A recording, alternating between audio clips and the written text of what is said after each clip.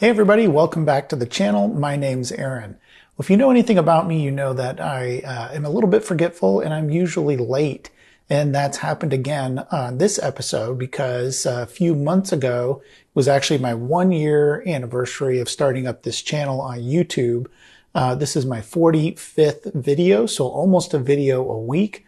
And so, and almost 4,000. In fact, I think I just passed 4,000 subscribers. So when I started the channel, I thought, well, maybe after a year, I'll have about 1,000 subscribers. That was kind of my unspoken goal. And here I am at 4,000. And now the next milestone hopefully will be 10,000, sometime between now and, year 2. So thanks to everybody that has watched my videos or subscribed to the channel. I really appreciate it. I'm glad that you like the content that I'm putting together. Today, to celebrate the 1-year anniversary of the channel and to celebrate Septandy, even though it's now October, like I said, I'm always late. So we'll have to call this Octandy, I guess, or something. It's probably the last Septandy video that'll be released. You can find all those videos, by the way, just by searching the hashtag Septandy here on YouTube. There's a whole bunch of them. Anyway, in order to celebrate both of those events, I'm going to be taking a look at one of my favorite games of all time, and that's this game, Dungeons of Daggorath, and you can see that playing on the monitor here behind me. In fact, I like the game so much that I even created my own t-shirt based on the original artwork that you may have seen me wearing on the channel. That's available if anyone wants to order one at retrohackshack.com. Dungeons of Daggorath is one of those, I wouldn't say life-changing games, but certainly changed my idea of what a video game could be on a computer. And it's definitely one of my all-time favorite games. So let's take a look at Dungeons of Daggorath today on the Retro Hack Shack.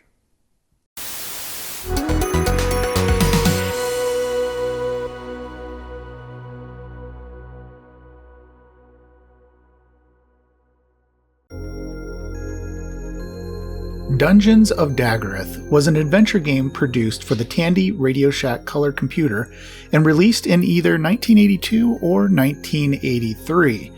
My best guess is that the game was available on cassette first, and then Radio Shack decided to license the game and turned it into a cartridge in 1983. The game was developed by Douglas Morgan and Keith Kiyohara, with sounds by Phil Landmeyer and graphics by Phil's wife, April. This game represents one of the first 3D first-person games to be released for a home computer. There were a few similar 3D games that came out before Dungeons of Daggorath. Maze, or Maze War, was a game released in 1973 for the Plato computer and was arguably the first first-person shooter of all time. However, back then you needed a Plato mainframe computer and a $12,000 terminal to be able to play it. In fact, the Plato system is really interesting and probably deserves its own episode at some point. Another game, 3D Monster Maze, was released in 1981 for the ZX81 and was impressive given the capabilities that the ZX81 possessed. However, as you'll see in a moment, it paled in comparison to the features in Dungeons of Daggorath. The games that were available at the time for the color computer were typically either sports or arcade games with chunky 4-color graphics or text-based adventure games. However, Dungeons of Daggorath really was something different. Borrowing probably from Dungeons & Dragons, the game included the concept of leveling up or getting stronger as you defeat more and more enemies. It also had a way to track hit points, which was represented as a beating heart on the screen. If your heart started beating too fast, it meant your hit points were gone, and you were either going to faint or die. The sound was also quite inventive for the time.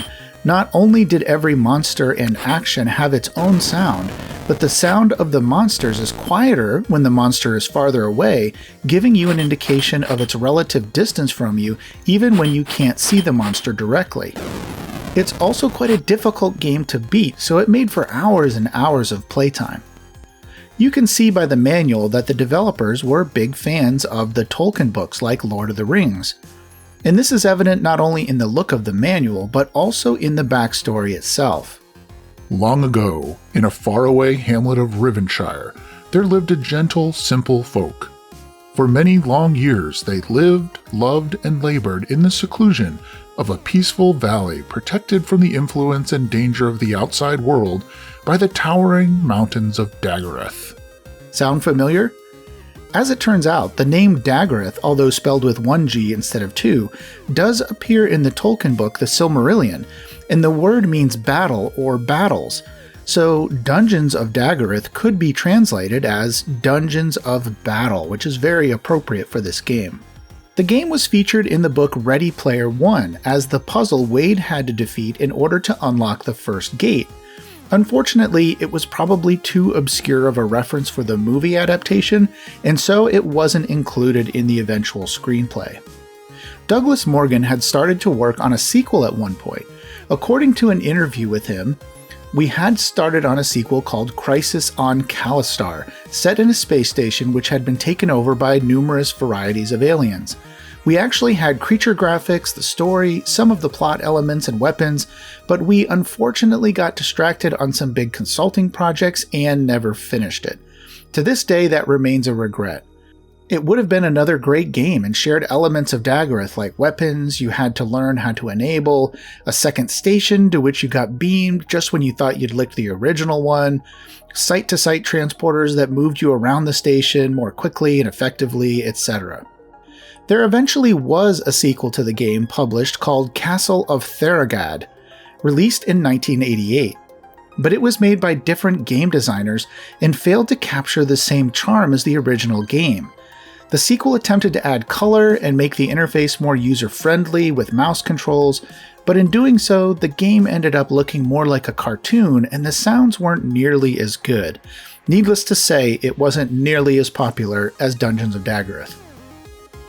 Dungeons of Daggorath is beloved by almost anyone who had a color computer as a kid, and a good measure of its popularity can be evidenced by the number of ports people have produced over the years. When the game had not been sold by Radio Shack for a number of years, the copyright reverted back to Douglas Morgan, who then offered the source code for anyone who was interested in it. Now there are ports of the game for Windows, Linux, RISC-based systems, the PSP, 3DS, and even a web port you can access from any browser at daggorath.online, although I found that version plays a little faster than the original. There are also numerous Coco emulators out there, so if you just want to give this game a go, you have plenty of options. Now let's take a look at what the game actually looks like.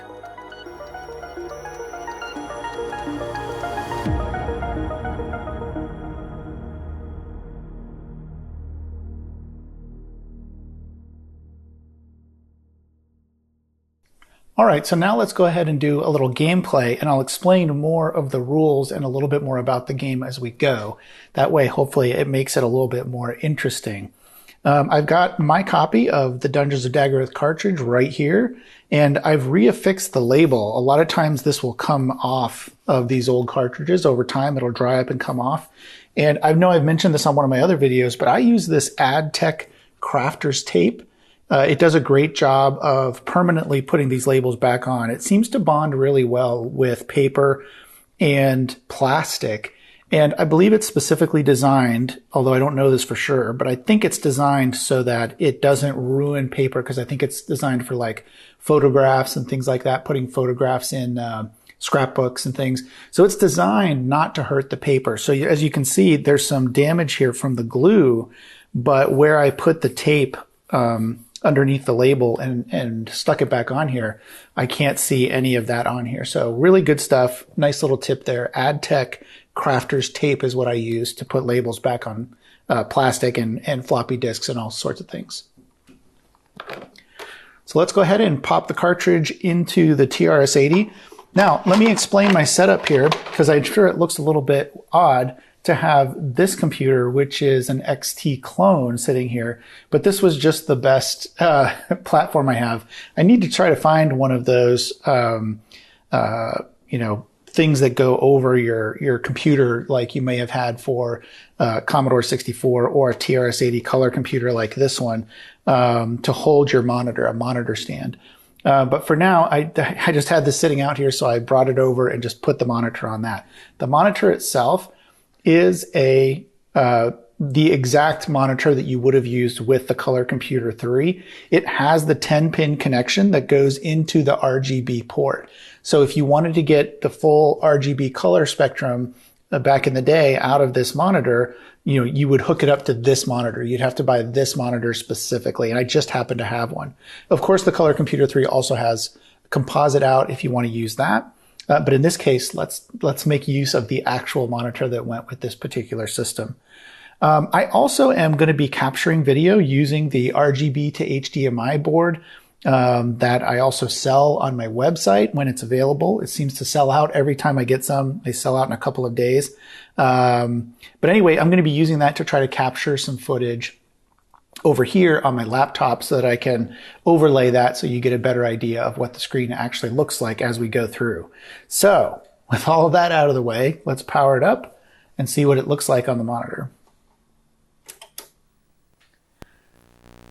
So because it's in ROM on the cartridge, it loads really, really quick. I'm going to turn the sound up so I can hear it a little bit better.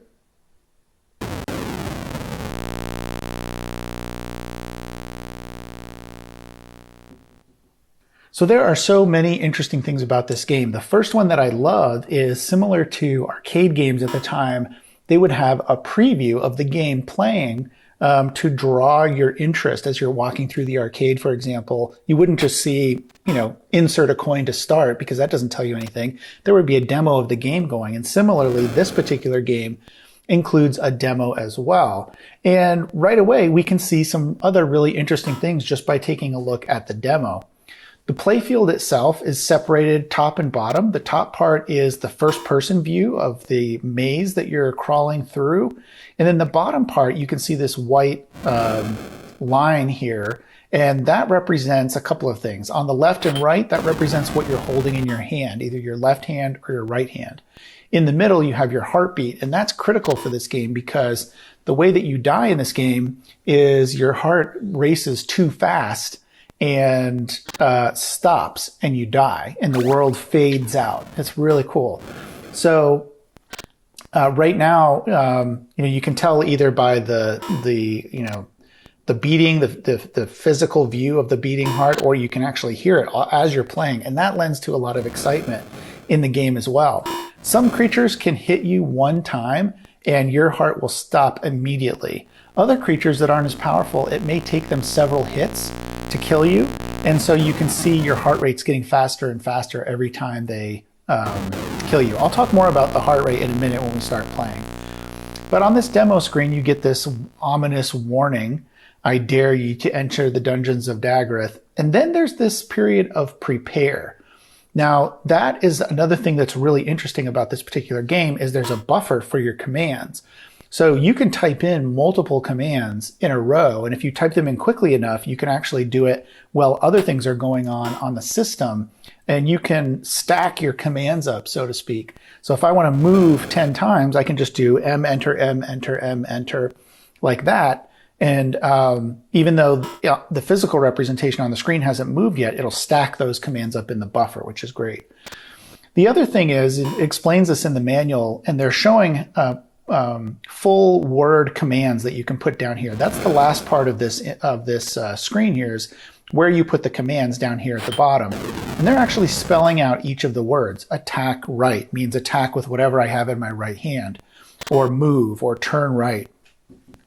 So on the demo, they're actually spelling those things out, which is great. But in reality, there's no way you can type fast enough on this thing. It's a real-time, fast-paced game. You can't type out all of those commands as you're going through the game. So you can abbreviate those down to a single letter unless there's another word that starts with that letter. So if I want to say move left, instead of typing in move left, I can type in M space L, and it has the same effect. Likewise, if I want to attack with whatever's in my right hand, I can do A space R, enter, and that will attack with whatever's in my right hand. So those are just some of the things to get started. So let's go ahead and get started. I'm going to hit enter, or hit any key really, and that'll start your game. And like I said, when you hit that, you'll see prepare. So now I have a chance to put my commands in before we actually get into the game.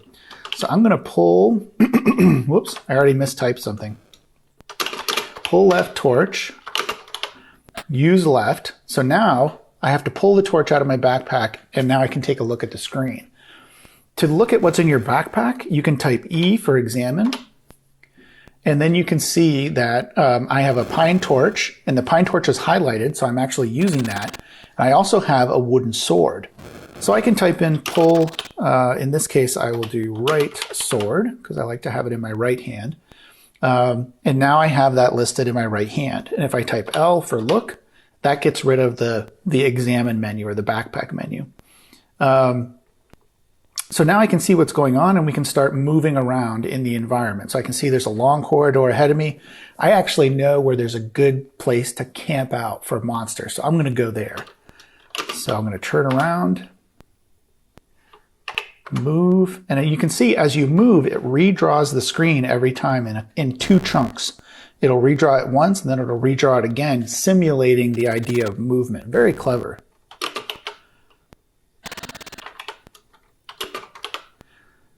So I want to escape all these monitors for now. I don't want to fight. Oop, I'm going to have to fight a snake right up here.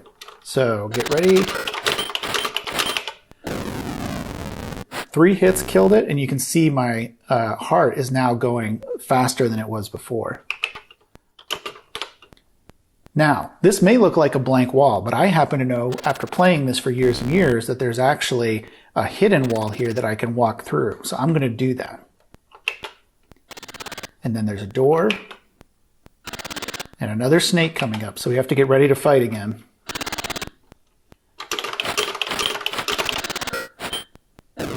Got him.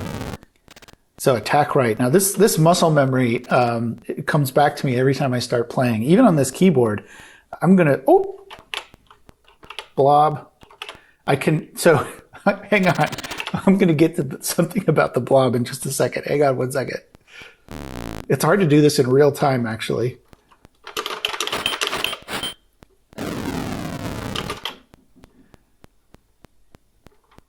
Okay, so I'm not actually able to defeat this blob, so I'm going to have to move around a little bit while I'm talking and come back to him in a minute.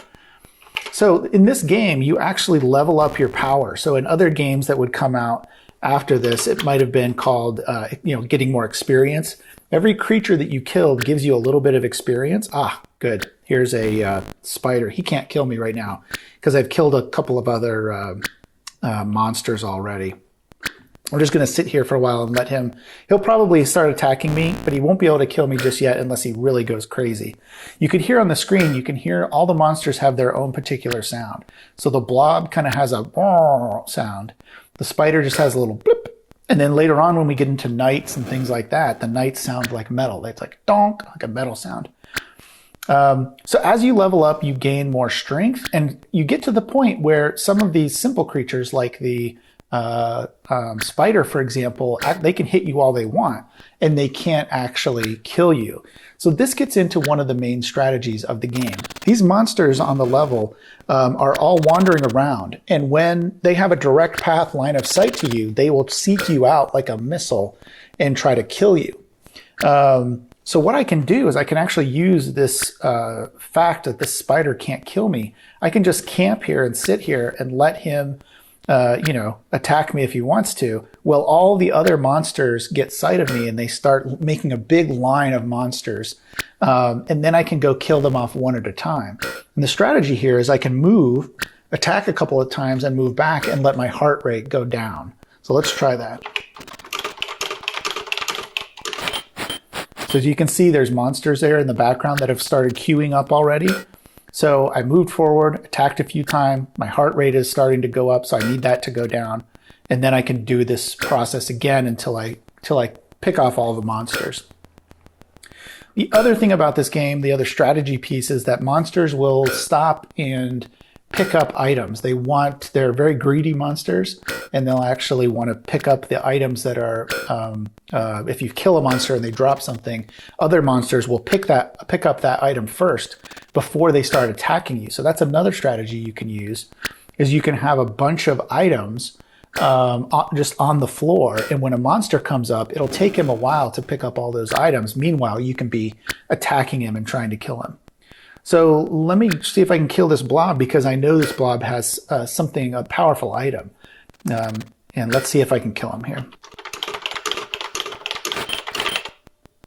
Ooh, I got him and he dropped a ring. Okay, so I moved up real quick and got that ring because that's a very powerful item. So when you pick up items, you'll see that they are generic items. So right now I've got a wooden sword in my hand, but I picked up this ring and it's just a ring. So anything new that you pick up typically will just be called sword or torch or ring. And you have to reveal what that particular item is, because there could be up to three levels of powerful items. You start out, for example, with a wooden sword, then you get an iron sword, and then you get an elvish sword, I think, is the third one. And so when you first pick it up, it's a sword. If you're powerful enough, if you've killed enough monsters, you can reveal what that is. If you're not powerful enough, it won't let you. So let's try to reveal this ring. I'm going to say reveal left ring, and it doesn't do it because I'm not powerful enough to reveal what this particular ring is. So I'm going to stow that away in my backpack. Stow left. Puts that in the backpack, and if I take a look, I can see that I have a ring and a pine torch in my backpack. Now, torches are another thing about this game that just blows my mind, all the things the concepts that they packed into this game so early on. But a torch will actually go for a while and then it'll run out. So if you're using a torch and you use it for a while, it'll actually you'll see the screen. It'll start to fade. It'll become more less resolution, more dots in the images, and eventually you're not going to be able to see anything at all. Not only that, but the torches, when they do start to fade like that, you're actually going to miss more often when you're attacking a monster than you would with a bright torch. So having a good torch is really important. If you're not careful, you could actually run out of a torch. A torch could run out completely and you could go completely blind and just have to hack your way and hope that a monster will drop a torch that you can pick up and use. You never want to be in that situation. So I need to get back down the hall and I'll show you something else about the game. So let me kill a few of these creatures. So as you can see, as I'm moving through here, the spider is following me as I move. And unless you get way out of focus, so he can't have a straight line to where you're at, he'll keep going with you, which is great. You can dump all your loot on the spider, and even though a spider, of course, is very small in real life, this spider can carry all of my stuff for me all around the dungeon if I want him to, and he'll just follow me along as I go. And you can see my torch is almost out now, and if I'm attacking the spider, but I can't hit him very well because I can't see very well. Okay, so hopefully this is a torch I can use. So let's reveal left. It's a pine torch. I can definitely use that. So I'm going to say use left. Ta-da! And now I can see there's an army of spiders coming at me. If I look at my inventory now, you'll see that instead of being called a pine torch, I now have a dead torch in my inventory. So again, I can use that as fodder. I can pull that torch up. Let me look again. Pull left torch. Whoops. Okay, so that's another thing that you can do on this game is I pulled the pine torch. These items in your backpack, again, are stack ranked. So whatever you last put in your backpack, if I say pull a torch out, it'll be the last torch that I put in my backpack. But because the other torch is a dead torch, I can say pull left dead torch, and then that will pull that specific torch out of my backpack. And then I can drop that and let that spider pick that up if I want. So if you look down on the floor now, you can see an opening down there that I can climb down through. That's a hole in the floor. The dungeon has 5 levels, and you need to go down through each level one by one, and until you get to the last level where you can defeat the wizard. Now this would be an interesting game for a speed through. You might think that you could just go and climb down through all 5 levels. And actually there's a trick to the 3rd level, which I'll show you when I get there. But you might think you can go through all 5 levels quickly and then just take your time and whack away at the wizard at the end until you kill him. But really, that wouldn't work very well because of the system that I mentioned before of getting experience points as you kill monsters. If you tried to do that, it would take you forever, basically, to kill the wizard at the end. And so your best bet is actually to go through and kill as many monsters as you can to get as powerful as you can, so that when you do go down to the next level and the monsters get more difficult as you go, you'll have enough power to beat them. Now, before I climb down to the next level, there's one other thing I want to show you on level 1, which is pretty cool. So if I actually look at, if I go to a wall and face the wall, okay, so I'm just facing a blank wall. If I hit move, watch what happens. I actually run into the wall, and it makes a sound like I'm running into the wall.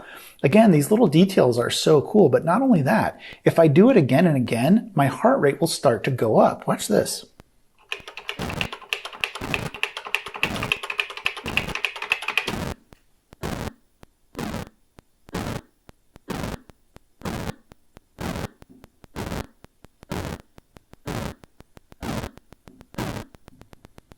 So my heart rate goes up. In fact, anytime you move, if you move a lot, as you move, your heart rate will go up and up. But I just think that's kind of, we always used to kind of mess around and have fun, and kind of run into the wall just to get our heart rate going, just because it was fun. I don't know why. We were crazy kids. One really interesting thing about this game another interesting thing that they programmed in was the ability to save your game in the middle of your game. So not just like a basic program where you save it to cassette, for example, or to disk, so that you can load it back and run it and it'll start up at the top of the script again. This will actually save the state of your game. And this was doing this back in 1982 or so. So it's pretty amazing. It's certainly one of the first games, if not the first game, probably the first that I ever played, where you could save your game in the middle of the game. This was great because it's a long game, as you can tell. To play through the whole thing, you probably need a few hours at least.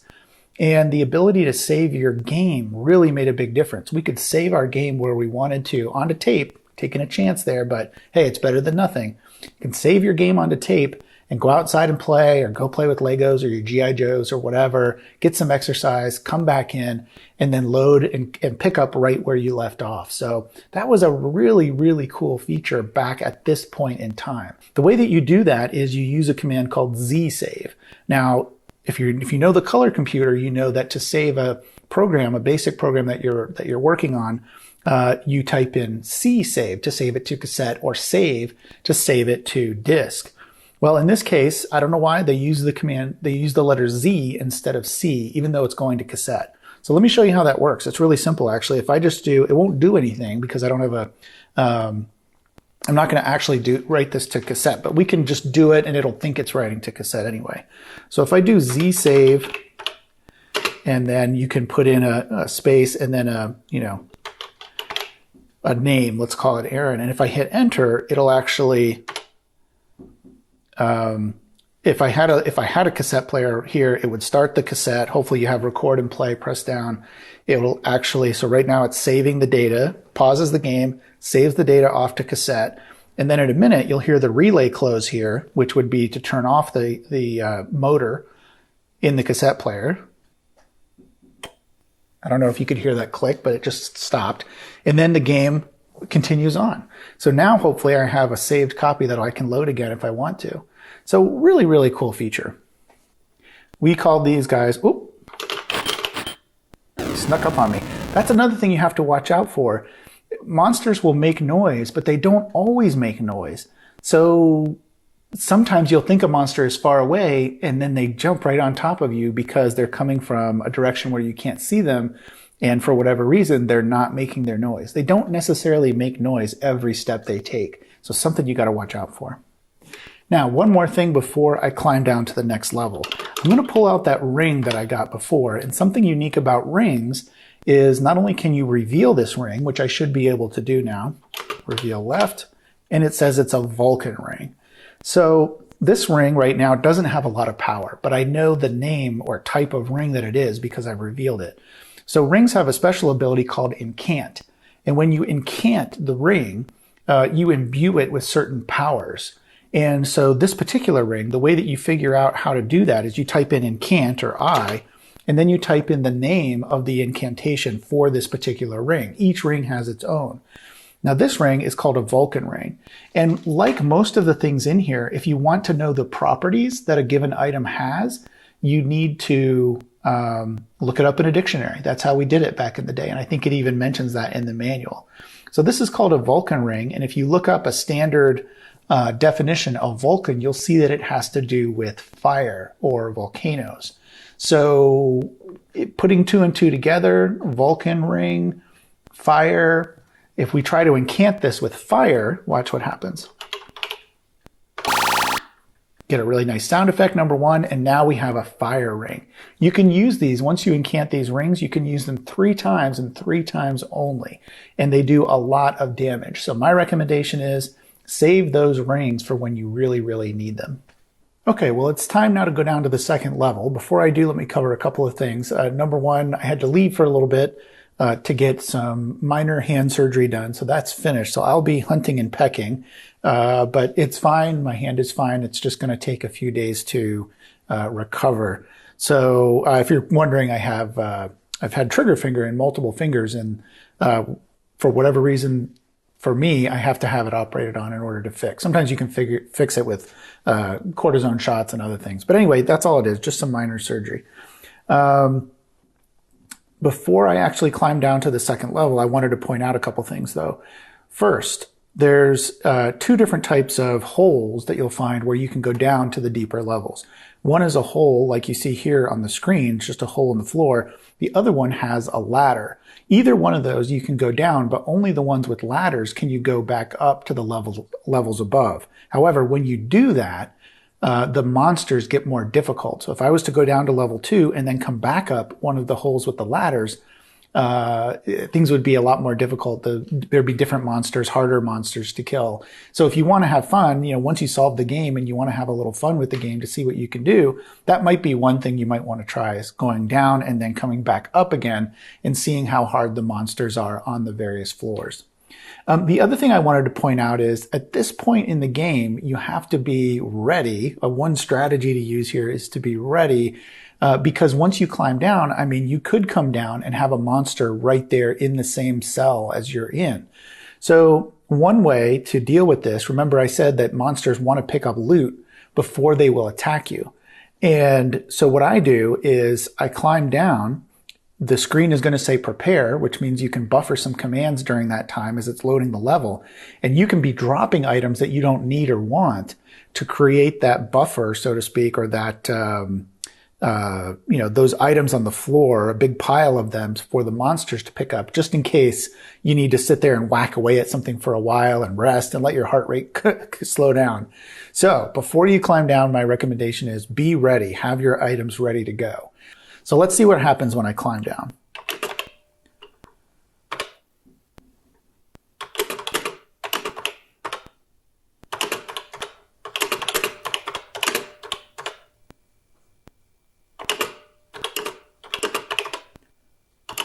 And exactly what I told you not to do is what happened, because I didn't drop my items and stack rank them. I pulled the torch that I was actually using and went blind for a minute.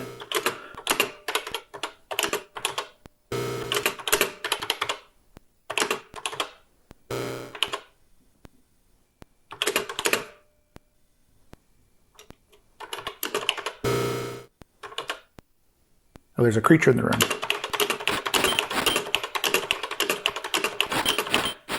Let's see if I can kill it before I faint. There we go, got it. That's another thing, is if your heart beats really fast but not fast enough to stop, you'll actually faint, and there's a possibility that you could come back and start fighting again. I don't think I mentioned that before. So now I have a lunar torch, and the lunar torch will allow me to see those faintly see those invisible doorways that are in the wall. So I'm going to use that and then drop my pine torch. Okay, so now I'm moving through level 2 trying to find a good place to climb down. There is a place here, but I know of a better place with a longer tunnel so that all the enemies will stack up behind each other and I can whack them off one at a time. So I'm not going to stay here, but if you can see in the distance here, one of those magical openings, hidden openings in the wall. So let me get closer and you'll see it better. As I get closer, it'll become more clear now that I have that lunar torch. So there you can see it getting a little bit more clear. And there it is. It's still not 100% defined, but you can at least see it there. All right, so I just killed a blob, and I killed a big guy, as I call him, who dropped a ring, and that was an ice ring. So I have an ice ring. I killed a bunch more creatures, and now I was able to reveal this scroll, which is a vision scroll. Let me show you what happens when you use this. First of all, you get a great sound, and then it tells you shows you the map and where you are on the map.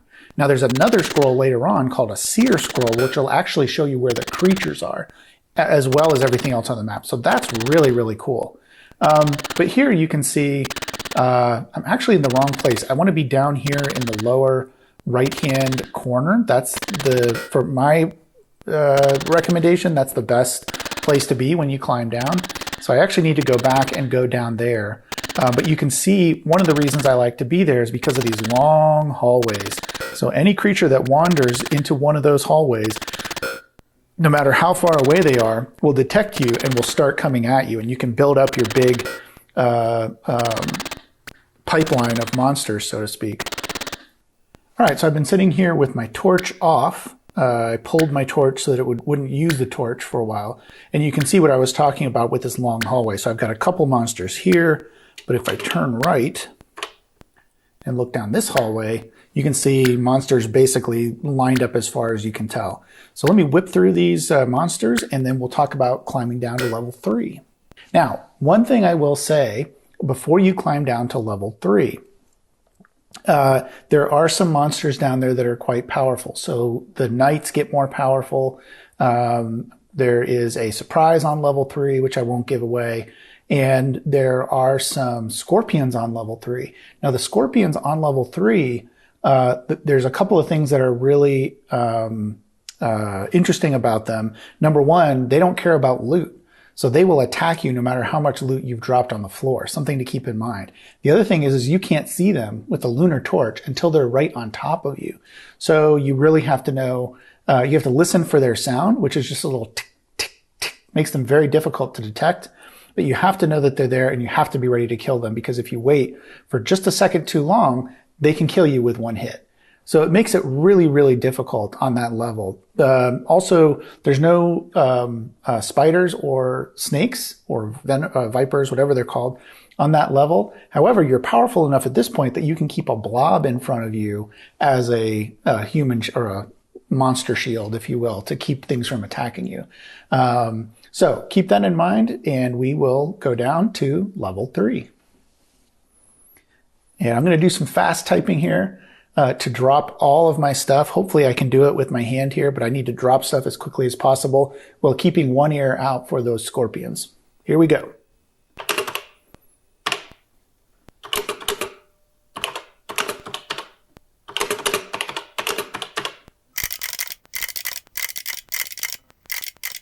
Did I hear one? They don't have to necessarily make any noise. You may not hear them at all until you see them, and then they kill you. So it's really hard.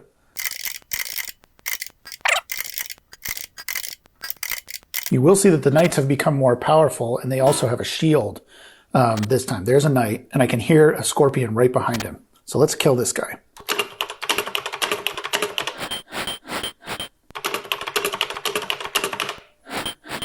Now the knights on the upper level, I was able to kill them by the time I had killed everything else. The last knight I killed, I was able to do it in 3 hits.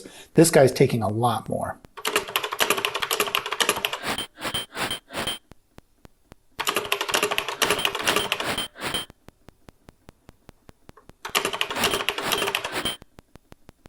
I can't go too fast because I don't want my heart to race.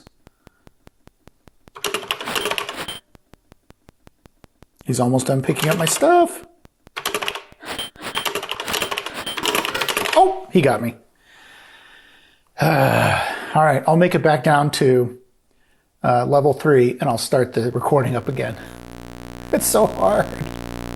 Okay, well, I'm back ready to climb down to level 3. I did try saving this to tape, so if this, for some reason I die again, I can get back quickly to where I left off, hopefully. And I did pull out my authentic CCR 81 Radio Shack or Tandy Radio Shack TRS-80 cassette recorder to do that with, and I think it works. So we'll see if that works or not. So let's climb down to level 3 and see if I have the touch.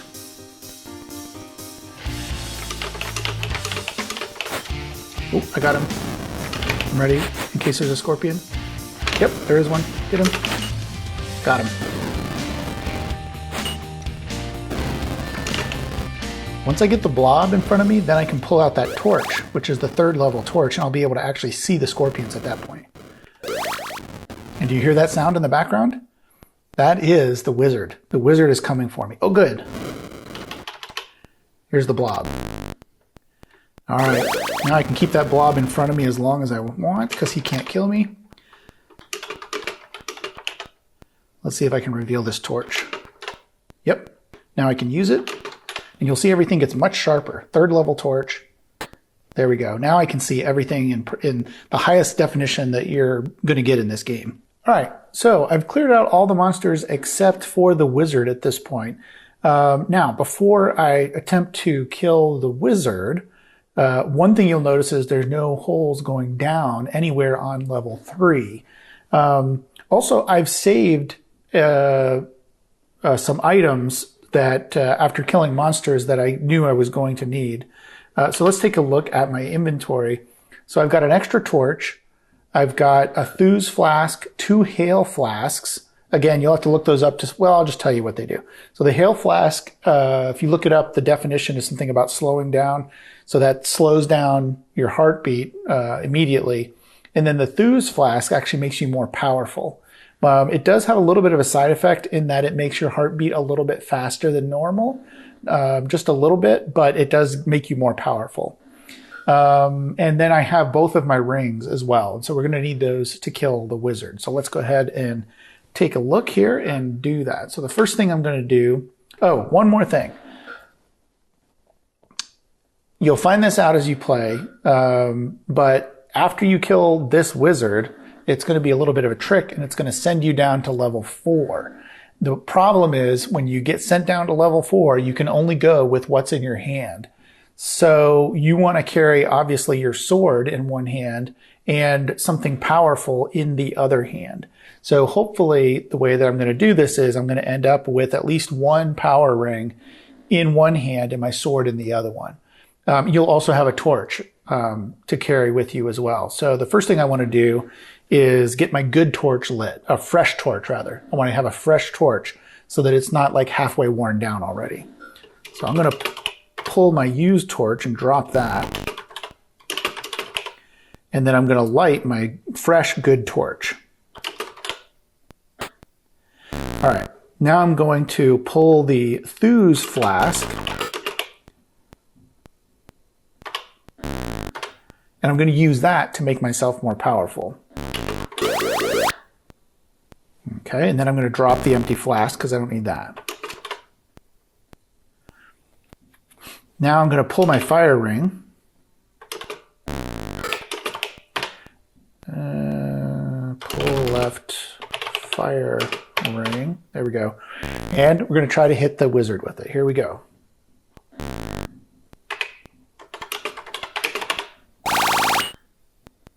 Now you can see that made my heartbeat pretty fast. So what I like to do in between hits is I stow that, pull a flask, use it. It's going to drop my heart rate all the way down, and then pull that fire ring and we'll hit him again.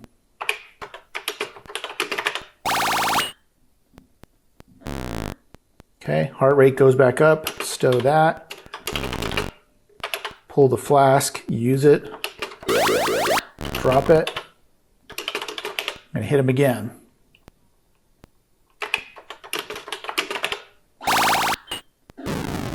And I killed him. Didn't think I was going to kill him.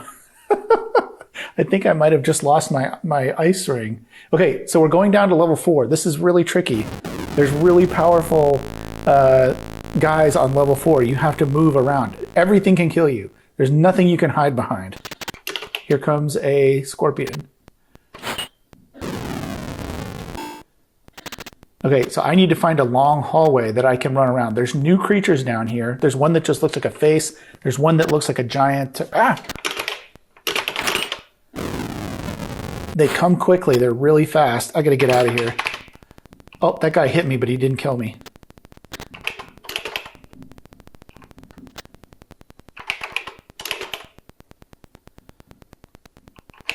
There's giant wraiths on this level as well. So I need to find a long hallway that I can just run down and then rest a little bit. Whew, man. Okay. I tried to save my game onto tape. I hope that works. Here's a wraith that's coming at me, I believe. Right there. I got to get ready to run. I can hit him a couple times. Your only hope here is to attack him a couple times and then run. Oh! He got me. He got me. Ah, he got me. It's so hard. Okay, I'm going to have to, hopefully my game will load. Oh, I hope it's going to load. I hope I don't have to play through to level 4 again to pick up where I left off. All right, well, unfortunately, my save game did not load, so it looks like I need to do some work to this Radio Shack cassette player. However, I pulled out this Panasonic Slimline, and you'll be seeing this again in the last part of the series of my Apple I, where I use this at least part of the time on the Apple I as well. This actually works really, really well. It's the Panasonic RQ-2102, and it works really, really well, very reliable even today. So, okay, I think I'm just about ready to move down to level 4. One more hit on the wizard should do it.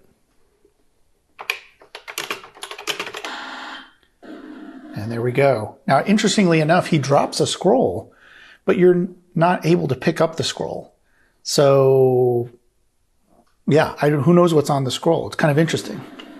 I'm afraid that I'm going to fat finger something, and then all it takes is one hit to kill you. This is definitely by far the hardest level. Okay, well, that was not fun. I mean, it was in a good way, but it was hard.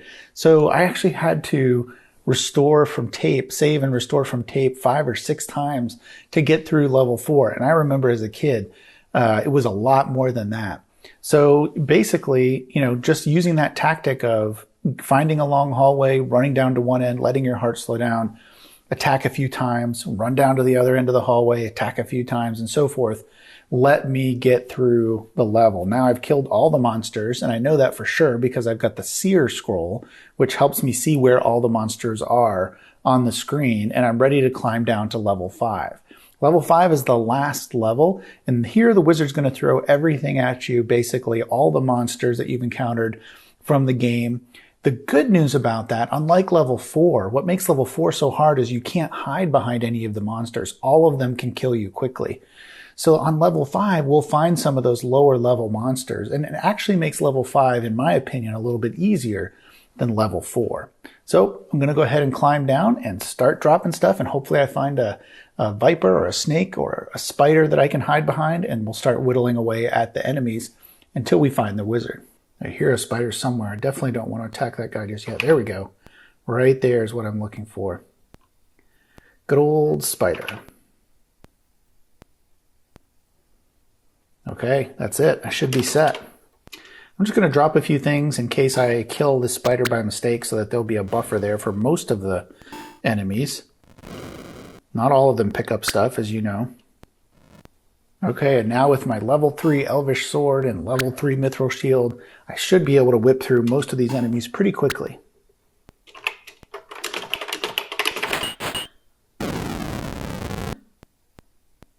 And the only thing I'm really looking for here is more flasks, because the flasks can obviously help get my heart rate down or make me more powerful. So any flasks, that's hard to say, that I find, I'm definitely going to pick those up and see if they're useful or not. Otherwise, I really don't care about the loot at this point.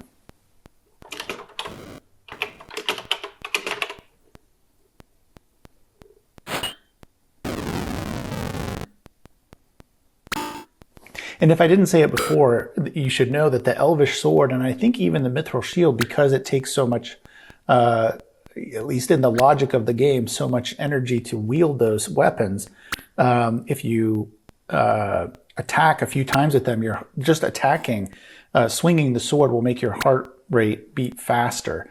In fact, one time on level 4, one of the times I died because I swung the sword too many times after I killed the enemy. Instead of just swinging it twice, I swung it 5 times and it made me faint, and then an enemy came along and killed me. What? So yeah, be careful with these weapons. And look what just appeared. It's the wizard himself. And you'll notice that this time the wizard has the moon on the end of his staff and on his robe. So this looks more like the wizard that we saw at the beginning of the game. So we know that this is the actual wizard this time. So I'm going to kill all the other creatures first, get as strong as I can. And then it's going to be time to finally put an end to the evil deeds of this wizard.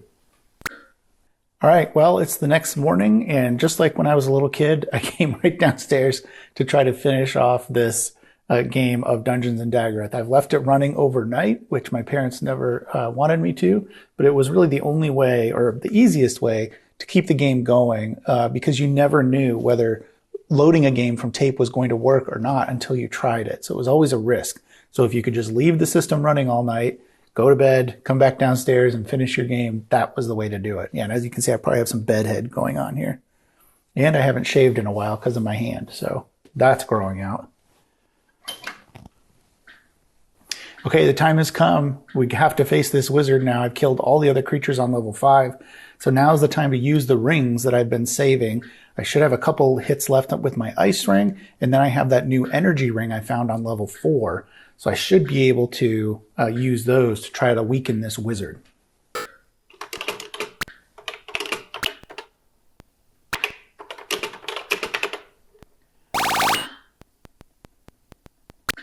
And even though I've used several Thews flasks and I've killed every creature in the game except for the wizard, using those rings still makes your heart rate go pretty fast. So you can't use them twice in a row or else you'll at least faint probably. You have to wait for your heart to slow down.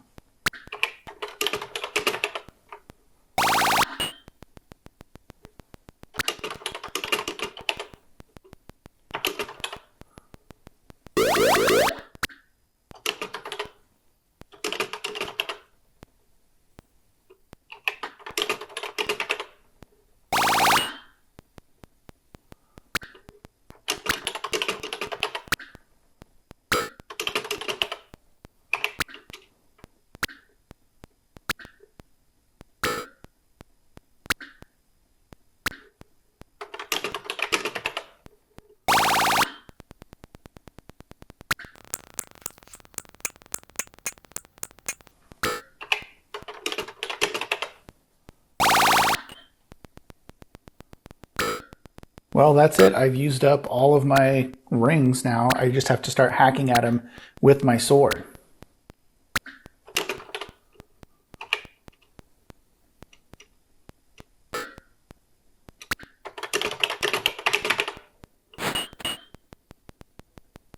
How many hits is it going to take to kill the wizard at this point? He's going to get there eventually. It's almost like, how many licks does it take to get to the center of a Tootsie Roll Tootsie Pop?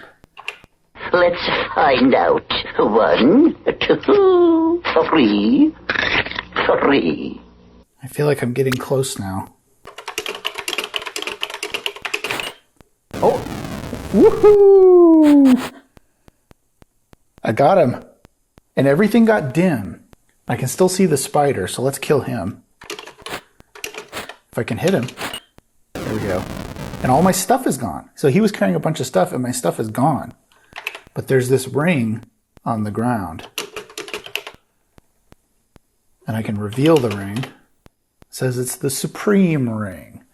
I think at this point, I'm not going to give you the final clue to what that ring actually, how you have to incant that ring. I'll let you figure that out on your own. Of course, you can look it up on the internet. I don't know why it's not such a big secret, I suppose. But if you wanted to go through this one last item after all the spoilers I've given you, I'm going to leave this one to your imagination. See if you can figure out what the Supreme Ring actually, how you incant it. But I'm going to do that now, and then we'll see the final version, or the final screen of the game. And here it is.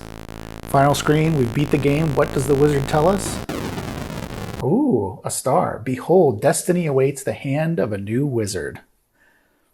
So now I am the wizard. At least that's what I took from this when I was a kid. I assume that's correct. I am the wizard, and I've got a star now instead of a moon. So I have become the wizard after getting all powerful. So pretty cool. That's the end of the game. You can hit any key you want. It kind of just stops there. So the other thing I've done, which is fun, is instead of revealing or incanting that last ring, I've kind of gone around the upper levels and stuff as the wizard. I can't remember though if there's any creatures after you do that, if there's any creatures left on the upper levels. But there's a ton of stuff that you can go explore with this game. Like I said, you can go up and down the levels, see what that looks like for the harder creatures. You can try out different strategies. I mean, definitely one of the coolest games of all time. Probably one of the hardest games that I played back then. And it was a lot different than your standard either arcade type game or sports game. Those were all really popular back in 82, 83, that era. But this game just really set itself apart. For me anyway, since I had a TRS-80 color computer as a kid. I didn't have a Commodore, which would have just come out. Commodore 64 probably would have just come out. But there was no other games like this that I had ever seen. You couldn't play anything like this in the arcade. It was very, very unique. And so that's why it's one of my favorite games, if not my favorite game, certainly for a home computer like this during the early 80s. Definitely my favorite game, at least from that time period. So anyway, I hope you've enjoyed this playthrough. So yeah, go try it out if you haven't. Definitely take a look. Let me know what you think if you played this game during your childhood, or if you're new to the game and you give it a try. Let me know how it comes across as someone who's never played it before. Like, is it really hard, or is it worth your time, or is it boring? I don't know. Penny? So that's going to be the episode, my special celebratory 1 year on YouTube episode. Penny? So that's going to wrap it up for this special 1 year anniversary on YouTube episode, and my episode for Septandy, which is now Octandy, I guess. Yeah, I hope you found it interesting. If you did, hit the like button or subscribe. And if you're a patron viewer, hold on till the end of the episode. After the credits roll, there'll be some extra commentary for you at the end. So with that, thanks for watching. We'll see you next time.